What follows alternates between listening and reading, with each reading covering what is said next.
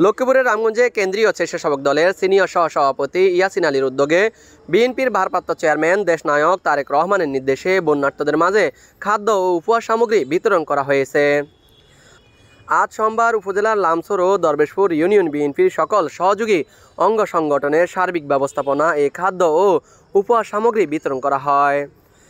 খাদ্য ও উপহার সামগ্রী বিতরণ শেষে উপজেলা বিএনপি সদস্য মোহাম্মদ মনির হোসেন এর মায়ের কবর জিয়ারতের মাধ্যমে তার আত্মার মাগফিরাত কামনা করেন সবাই।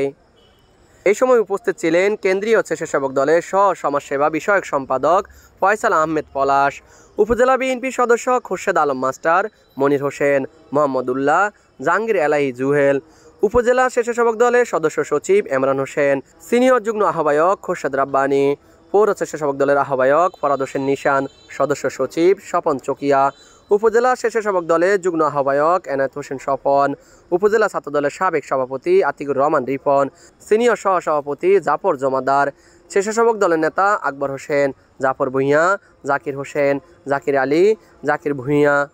শাহজাহান, তসলিম, জহিরুদ্দিন বাবর, আলমগীর, খোকন, সুজন, কাউসার, মুরাদ হোসেন নিপুসহ উপজেলা ও পৌরসভা থেকে আগত বিএনপির সকল সহযোগী অঙ্গ সংগঠনের অসংখ্য নেতাকর্মী। Mohammad Raju Hossain, RSN TV, Ramganj, Lakshmipur.